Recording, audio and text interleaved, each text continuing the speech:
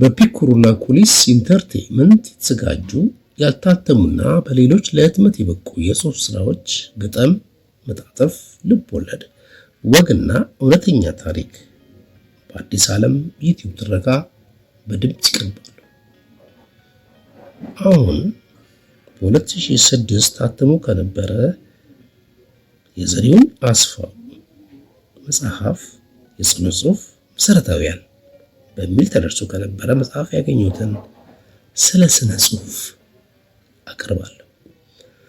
ተራኪ ምስራቅ በቀለ የጻፈበት ቀን መጋቢት 1 2017 ሐረር።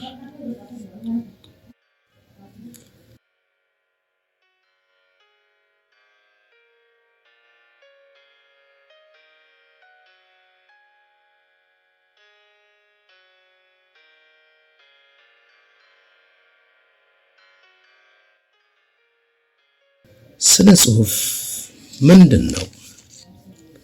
ስነ ጽሑፍ በሰው ልጅ ታሪክ ለረጅም ዘመናት የቆየ ኪነ ጥበብ በመሆኑ ብዙ ሀሳቦች የተሰነዘሩበት፣ ብዙ ክርክሮችና ምርምሮች የተደረጉበት መስክ ነው። ስለ ስምነቱ፣ ስለ አፈጣጠር ሚስጥሩ፣ ስለሚያካትታቸው ነገሮች፣ በሰዎች ላይ ስለሚያሳደረው ተጽዕኖ፣ ስለሚሰጠው አገልግሎት ያልተባለ የለም። ከጥንት ጀምሮ በየዘመናቱ በየሀገሩ ያሳያቸው መልኮችና ለውጦች እየተመረመሩና እየተጠኑ ብዙ ተነግሮለታል። ከራሱ ባለሙያዎች በተጨማሪ ፈላስፋው፣ የታሪክ ተመራማሪው፣ የስነ ልቦና አዋቂው፣ የፖለቲካ ተንታኙ፣ የህግ ባለሙያው፣ የማህበረሰብ አጥኚው፣ ሌሎችም ከሙያው መንፈስ አቅጣጫ እየተመለከቱት ትርጓሜ ሰጥተውት እናገኛለን።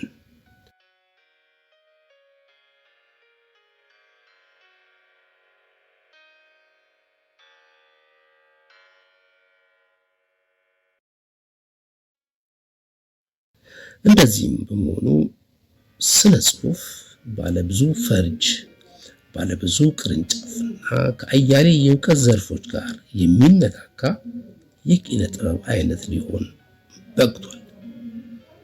በአጠቃላይ ስለ ስነ ጽሑፍ የሚነጋገረው ቁጥሩ ብዙ ነው ማለት ይቻላል። እዚህ ላይ ይህ የሆነው ከምን የተነሳ ነው የሚል ጥያቄ ሊጠየቅ ይችላል። መልሱም ቀላል ነው። የስነ ጽሑፍ ዋነኛ ጉዳይ ሰው ነው።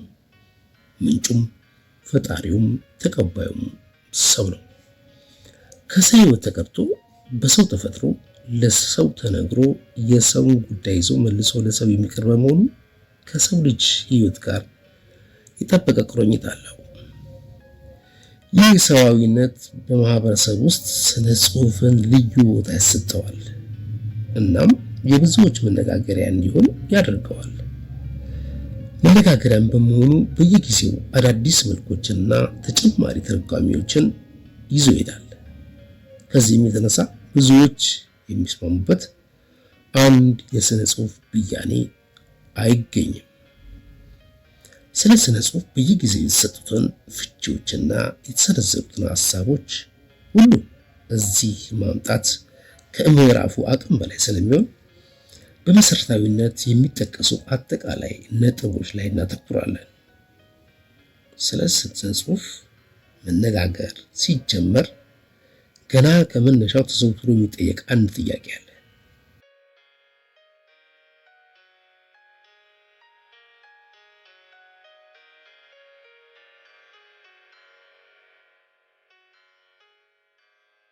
ይኸውም ማንኛውም የጻፈ ነገር ስነ ጽሑፍ ነው ወይስ አይደለም የሚል ነው። ለጥያቄው የሚሰጠው መልስ በሁለት አቅጣጫዎች ነው። ወይም አይደለም ወይም ነው።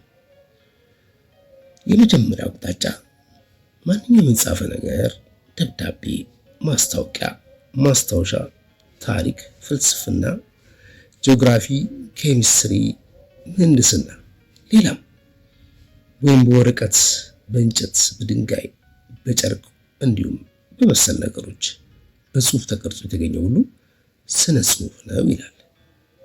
እዚህ ዋነኛው ቁም ነገር በጽሁፍ ተቀርጾ መገኘቱ ነው።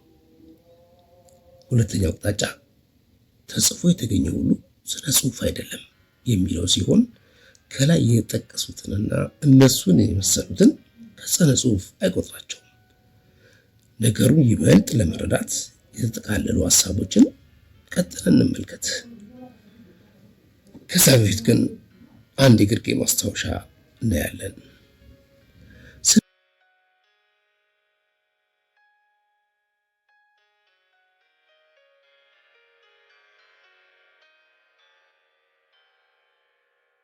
ጽሁፍ የሰው ልጅ የሐሳብ መግለጫ ዘዴ ነው።